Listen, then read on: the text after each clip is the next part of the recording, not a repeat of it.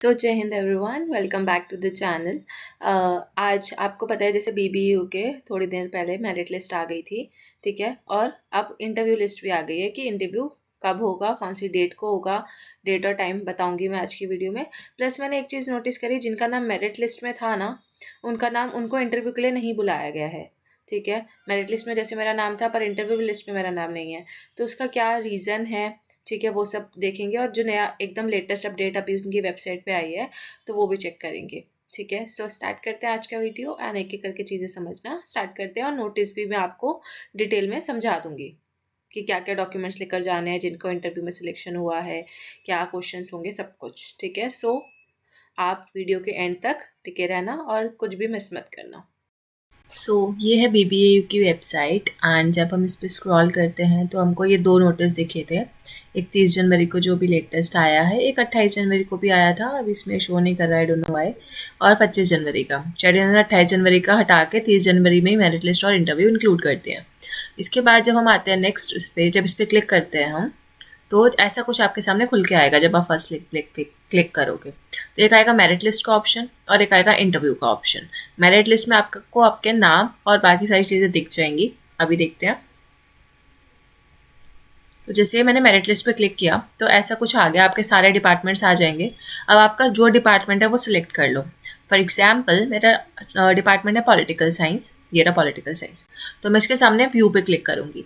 जैसे ही मैं व्यू पे क्लिक करूँगी, इसके हिसाब से एक नोटिस खुल के आएगा। आप अपने डिपार्टमेंट का देख लेना, सबके डिपार्टमेंट के ऑलमोस्ट सेम नोटिस ही है, ठीक है, कुछ अलग से नहीं लिखा। तो इन्होंने क्या लिखा है, मेरिट लिस्ट का ये जो PDF है वो किस बेसिस पे बनाया गया है। जिन लोगों ने BBAU ऑप्ट किया था, आपका PhD एंट्रेंस का एग्जाम हुआ था ना, CUET वाला, तो उसमें आपको 4 यूनिवर्सिटीज़ का एग्जाम हुआ था। तो जिन्होंने CUET अडॉप्ट किया था प्लस जिन्होंने रजिस्ट्रेशन कंप्लीट किया था, आफ्टर दैट CUET का स्कोर कार्ड आ गया, आपको लगा कि हाँ मैं एलिजिबल हूँ, आपने रजिस्ट्रेशन भी कर दिया, ठीक है, लास्ट डेट से पहले पहले आपने रजिस्ट्रेशन कर दिया था, तो आपका इस लिस्ट में तो होगा, ठीक है। और सारे एप्लीकेंट्स को बोला गया था कि आपको एडमिशन पॉलिसी देखनी है। एडमिशन पॉलिसी मैंने आपको BBAU का एक ऑलरेडी कम से कम शायद 20-25 मिनट का वीडियो बनाया था, उसमें मैंने आपको सारी एडमिशन पॉलिसी बता दी थी कि किसके कितने मार्क्स है। नहीं देखा तो देख लेना, लिंक मैं डिस्क्रिप्शन में डाल दूंगी कि एडमिशन पॉलिसी का क्या है कि 5 मार्क्स जो 7 मार्क्स नेट के होते हैं, ठीक है, JRF के 10 मार्क्स होते हैं, 55% आपके MA में होने चाहिए और बाकियों के कितने, ये सारी चीज़ें मैंने आपको बताई थी। फिर उसके अलावा आपको ये बोला गया था कि आपको डेडलाइन फॉलो करनी है, रजिस्ट्रेशन कर दिए होंगे। 1:5 के उसमें आपका इंटरव्यू होना था डिपार्टमेंट रिसर्च कमेटी के सामने। और आपका जैसे अब ये मेरिट लिस्ट है ना, और इसमें यहाँ पे आपको कोई भी क्वेरी वगैरह है तो आप इस पर हेल्पलाइन नंबर पे कॉल कर सकते हो, यहाँ पे आप मेल डाल सकते हो, ठीक है, अगर अभी भी आपको कुछ लगता है कि नहीं मेरे साथ नाइंसाफ़ी हुई है। अब जैसे इनका नाम है, ठीक है, यहाँ पे इस बच्चे क्या है, एलिजिबल, ठीक है, इन सब बच्चों का नाम एलिजिबल में है। अब जिनका नॉट एलिजिबल आ रहा है, किसी किसी में आपका ऐसा आएगा, यहाँ पे सब एलिजिबल दिखा रहा है, एक सेकेंड। तो इन्होंने कैटेगरी वाइज डाला हुआ है, जनरल का डाला हुआ है पहले सारे नाम, फिर OBC not OBC, sorry OBC तो है ही नहीं इसमें, जो आप बच्चे पूछ रहे थे इसमें OBC नहीं है, SC STs वगैरह। तो नॉट एलिजिबल का मतलब ये है या तो उन बच्चों ने रजिस्ट्रेशन सही से नहीं किया या कोई डॉक्यूमेंट्स नहीं डाले होंगे, या फिर जैसे देखो 164 है, तो मैंने आपको बताया था कि मिनिमम कितने होने चाहिए, 180 मार्क्स होने चाहिए SC ST OBC के लिए, ठीक है, और 200 मार्क्स होने चाहिए किसके लिए, जनरल वालों के लिए, बताया था ना। तो देखो जिनके भी 180 से कम थे, 164, इन सब का आपका नॉट एलिजिबल कंसिडर किया गया। पर बच्चों को मैंने इतनी बार बोला लेकिन फिर भी उन्होंने फॉर्म तो भर ही दिया था, भरा होगा आपने फॉर्म, रजिस्ट्रेशन फॉर्म, कुछ पैसे भी देने पड़े होंगे, शायद 125 रुपये का, पता नहीं कितने का फॉर्म था, आई फॉरगॉट। तो उतने पैसे आपके लगे भी, पर आप नॉट एलिजिबल थे, सो कोई फ़ायदा नहीं है। अब इसके बाद ये हो गया, ठीक है। तो अब आप देखते हो ये आपके आ गई थी मेरिट लिस्ट, कुछ दिन पहले आई थी, 28 जनवरी को आई थी। लेकिन अब आई है हमारी, अब वापस जाएंगे तो जब एक मेरिट लिस्ट का ऑप्शन था और एक इंटरव्यू का, तो मैंने मेरिट लिस्ट पे क्लिक किया। तो पहले मेरिट लिस्ट पे जब क्लिक करोगे तो उसका व्यू दिखाएगा, ठीक है, उसमें आपको दूसरा PDF खुलेगा। और जब आप इंटरव्यू पे क्लिक करोगे और तब जब स्क्रॉल करोगे, इंटरव्यू पे स्क्रॉल करने के बाद जब आपको, जैसे मैंने यहाँ पे है पॉलिटिकल साइंस, जब यहाँ पे मैं व्यू पे क्लिक करूँगी तो एक अलग PDF खुल के आएगा कुछ इस तरीके से, जिसमें आपका लिखा हुआ है कि किन किन लोगों को इंटरव्यू के लिए बुलाया गया है। अब जो है यहाँ पे जो आई है, ये आई है कट ऑफ, कि उन्होंने अपने सीट्स कितनी थी, सीट्स के बेसिस पे कट ऑफ निकाली। अब जैसे यूआर कैटेगरी के लिए सिर्फ 5 सीटें थी उनके पास, तो और यूआर कैटेगरी में बच्चे थे अप्रॉक्स 300 प्लस, जो मैंने आपको अभी दिखाया पॉल साइंस में, ठीक है। तो अब 300 बच्चों का तो इंटरव्यू लेंगे नहीं 5 सीटों के लिए, प्लस उन्होंने पहले ही बोल दिया था 1:5 के उसमें लेंगे। तो अब यहाँ पे देखो, यहाँ पे उन्होंने जनरल कैटेगरी से कितने बच्चे सिलेक्ट करे हैं, जनरल कैटेगरी से अगर इसको हम काउंट करें तो अप्रॉक्स 11 बच्चे सिलेक्ट करे हैं, मतलब 1:5 के उसमें। तो 5 सीटें हैं तो उन्होंने 10 या 11 बच्चे सिलेक्ट कर लिए जिनके सबसे हाईएस्ट मार्क्स थे एंट्रेंस एग्जाम में, ठीक है। तो आपकी कट ऑफ इस बेसिस पे निकली है, जैसे 300 मार्क्स से ऊपर है तो आपका जनरल में हो तो आपका यहाँ पे कट ऑफ निकल के आपको यहाँ पे इंटरव्यू के लिए एलिजिबल हो। प्लस आपका डेट ऑफ इंटरव्यू यहीं लिखा हुआ है, 8 फरवरी को पॉलिटिकल साइंस वालों का इंटरव्यू है और 10:30 बजे, ठीक है। और आपको यहाँ पे वेन्यू भी दिया हुआ है ऊपर, यहाँ पे रूम नंबर 2204 में, डिपार्टमेंट ऑफ पॉलिटिकल साइंस, आपको लखनऊ जाना पड़ेगा। प्लस यहाँ पे लिखा हुआ है mode of interview blended mode में होगा। जिन जिन बच्चों के पास ये कैंडिडेट्स का नाम है ना, आपके पास एक लिंक आएगा मेल पे, ठीक है। तो आप ऑनलाइन भी दे सकते हो इंटरव्यू और ऑफलाइन भी, ठीक है। तो ये बहुत अच्छी बात है। तो ऑनलाइन इंटरव्यू का भी आ जाएगा, मतलब आपको सारी इन्फॉर्मेशन उस पर मेल पे आ जाएगी, तो चेक करते रहना अपना मेल कि क्या आया है।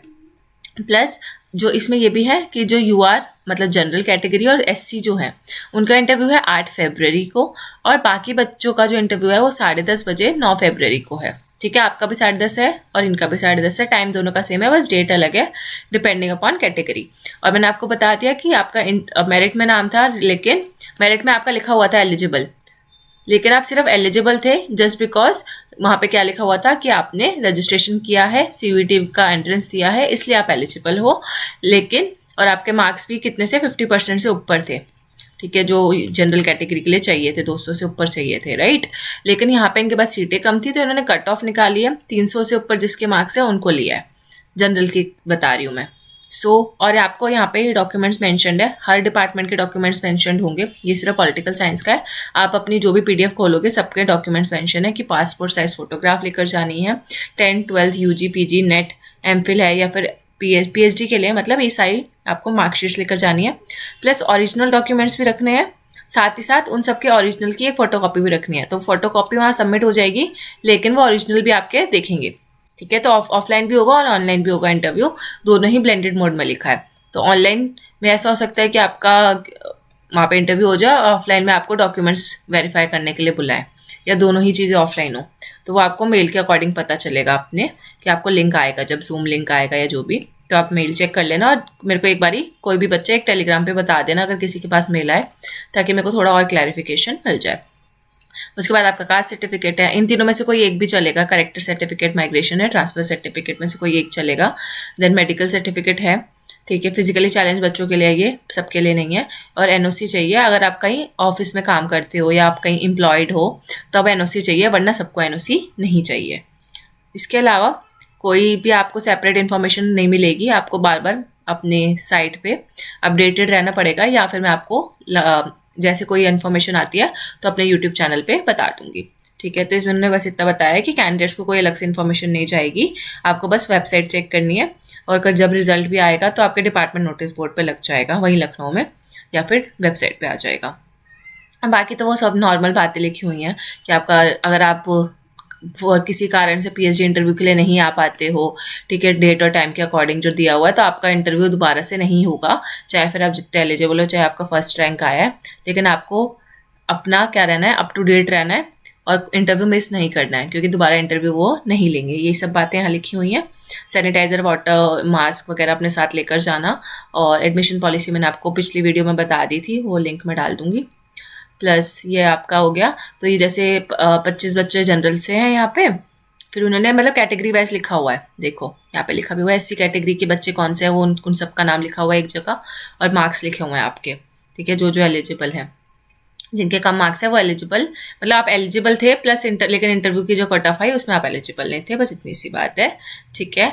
सो आई होप आपको समझ आ गया होगा क्राइटेरिया, मेरिट में क्यों नाम है, मतलब मेरिट में नाम था लेकिन इंटरव्यू में नहीं था, तो क्या दिक्कत आई, ठीक है।